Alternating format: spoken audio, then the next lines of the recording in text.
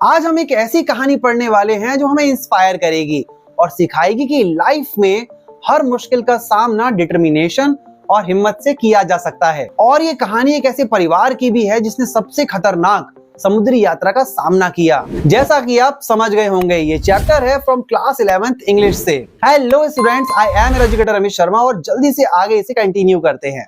हमारी कहानी के नैरेटर कहते हैं कि ईयर 1976 की बात है।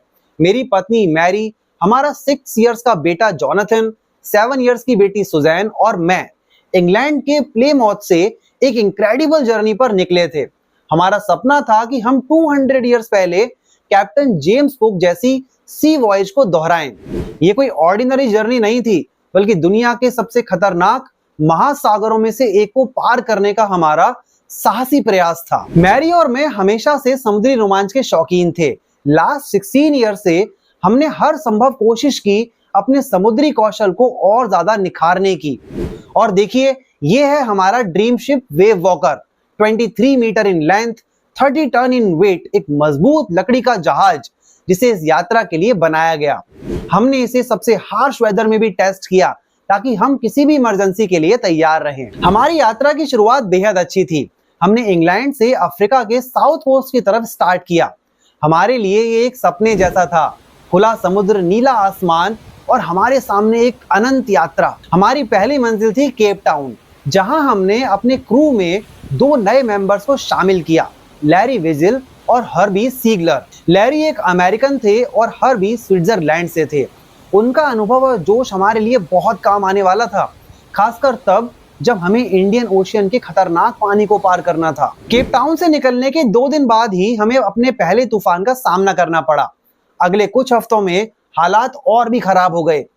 वेव्स 15 मीटर तक ऊंची हो रही थी, जो हमारे शिप के मेन मास्ट जितनी ऊंची थी। हर वेव के साथ ऐसा लगता था जैसे समुद्र हमारे खिलाफ हो गया हो। सोचिए, आप एक छोटे से जहाज पर हो और आपके चारों तरफ बड़ी बड़ी वेव्स, हवा इतनी तेज हो कि आप अपनी आवाज भी ना सुन सकें। यही कंडीशन थी हमारी। और फिर आया 2 जनवरी का वो दिन जिसने हमारी जर्नी को बदल कर रख दिया। 2 जनवरी की मॉर्निंग को वेव्स पहले से भी ज्यादा खतरनाक हो गई थी। हम सिर्फ एक छोटे से स्टॉर्म जिप पर चल रहे थे ताकि जहाज को धीमा कर सकें। और फिर अचानक एक खामोशी छा गई। आसमान बहुत गहरा हो गया और हमने देखा एक बहुत बड़ी वेव जो बाकी वेव से दुगनी ऊंची थी, और वो वेव सीधा हमारी तरफ आ रही थी। वो वेव इतनी बड़ी थी कि हमारे शिप को लगभग उसने पलट दिया था। मैं शिप से नीचे समुद्र में जा गिरा और मुझे लगा कि अब एंड आ गया है। जब मैंने अपनी आंखें खोली तो देखा कि वेव वॉकर लगभग पलटने ही वाला था। किसी तरह मैंने अपने आप को शिप के मुख्य बूम तक खींचा और उसे संभालने की कोशिश की। मेरी लेफ्ट रिब्स क्रैक हो गई थीं, कुछ दांत टूट गए थे और मुंह में ब्लड भरा हुआ था। जहाज में हर तरफ पानी भर रहा था और हमें तेजी से कुछ करना था। मैरी, लैरी और हर्बी ने हमारी पूरी ताकत लगाई। वो लोग पागलों की तरह पानी पंप कर रहे थे। मैंने बच्चों के पास जाकर उनका हाल पूछा। सुजैन के सिर पर चोट लगी थी, लेकिन इसके बारे में सोचने का टाइम नहीं था। मैंने कुछ टूल्स ले जाकर शिप को रिपेयर करने की कोशिश की। हर वेव के साथ पानी अंदर आ रहा था, जो काफी ज्यादा डराने वाला था। मैंने कुछ एरिया को वाटरप्रूफ मटेरियल से कवर किया। हमारे सामने सिर्फ एक ही ऑप्शन था, लड़ते रहने का और किसी भी हालत में हार ना मानने का। हम सबने पूरी जान लगा दी पानी को बाहर निकालने में। बीच में पंप्स ने काम करना बंद कर दिया, पर थैंक गॉड कि हमारे पास एक एक्स्ट्रा इलेक्ट्रिक पंप थी।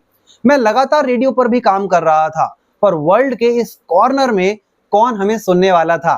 सुजैन के सर पर चोट लगी थी, लेकिन फिर भी उसने काफी हिम्मत दिखाई और ये हमारे लिए काफी ज्यादा इंस्पिरेशनल था।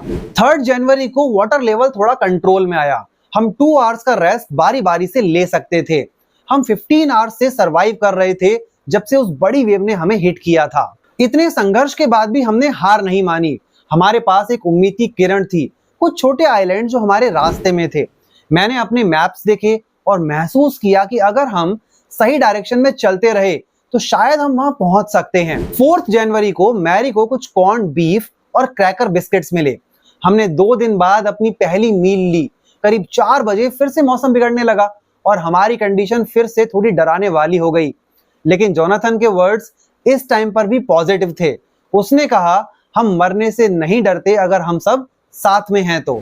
नैरेटर कहता है कि मैंने अपनी कैलकुलेशंस को बार बार चेक किया और लैरी से कहा कि 185 डिग्री के एंगल पर चले। अगर हम भाग्यशाली रहे तो हमें आइलैंड लगभग 5 बजे तक दिख जाना चाहिए। मैं थोड़ी देर नीचे जाकर लेट गया। जब मैं जागा तो शाम हो चुकी थी और अंधेरा बढ़ रहा था। मुझे लगा कि हमने आइलैंड खो दिया है। और फिर ठीक उसी समय जोनाथन और सुजैन मेरे पास आए और बोले, डैडी आपने आइलैंड ढूंढ लिया, आप वर्ल्ड के बेस्ट डैडी और कैप्टन हो। हम वहां नीचे उतरे। वहां रहने वाले लोगों ने इसमें हमारी हेल्प की और मैं सोच रहा था सबके बारे में।